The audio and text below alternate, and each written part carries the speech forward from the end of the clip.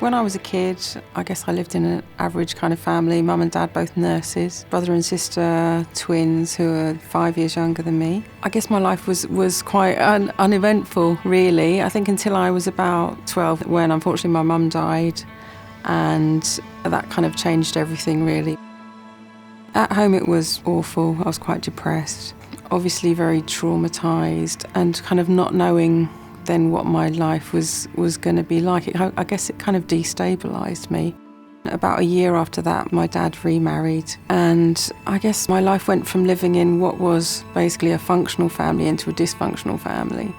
And gradually over time there was kind of emotional abuse, a bit of physical abuse, and I really wasn't happy from the age of about probably 13 and a half to 16. I must have left school in like March of the first year doing A-levels because I'd just realised that I wasn't going to get any A-levels. So, I was going into school every day, but my work wasn't good.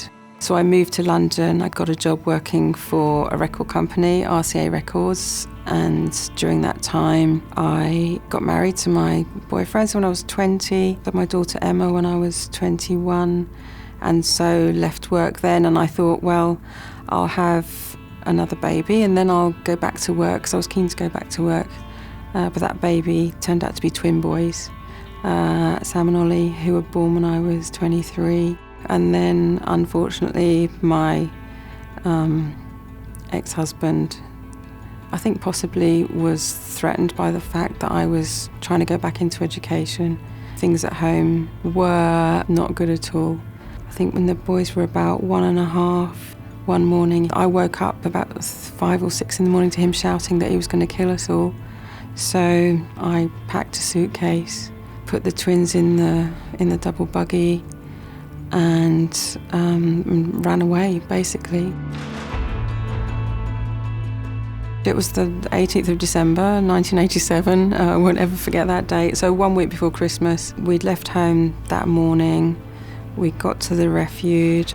We'd been given something like £10 to go and buy some food the next morning. I just remember going into the co-op, buying some food, coming back out and then thinking, oh, I'm going to be sick, and then like throwing up in the gutter. I think it was kind of relief, but of like just managing to get away from everything and feeling reasonably safe now. We were there for 3 months in that place, and then we got put into what was called second stage housing, so kind of like in between a refuge and normal life. We were there for 3 months and then managed to get a council flat in Brixton, which we moved into. 6 months later, I thought to myself, well, what am I going to do now? So I did a maths course at college, and that meant I could go to university. I studied computing because I was very excited about technology, and it's such an exciting discipline, and I just love the way that it's about practically solving problems, and some of the world's biggest problems.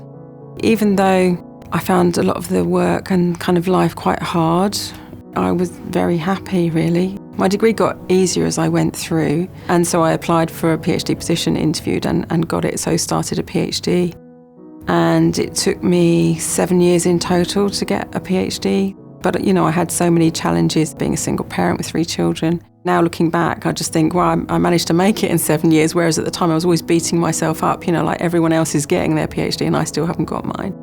In the middle of doing my PhD, I applied for a full-time lectureship, which I got. So then I actually had a proper salary. I was an academic at a university. It just meant I didn't have to worry about paying the bills anymore, and it was just such a weight off my mind.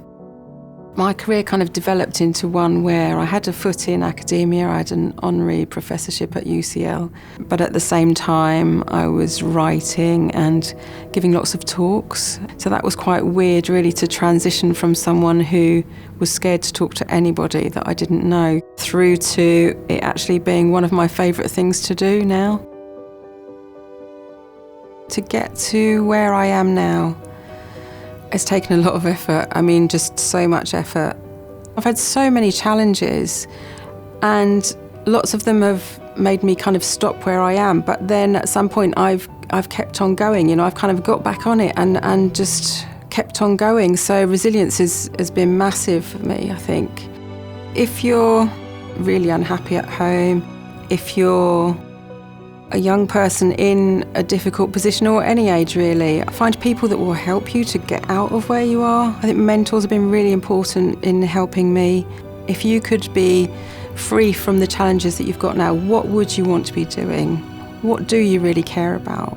Just gradually work out how to get yourself out of that situation, because you can do it. I've done it, so I know. You can turn your life around, but you've got to keep going towards where you want to be.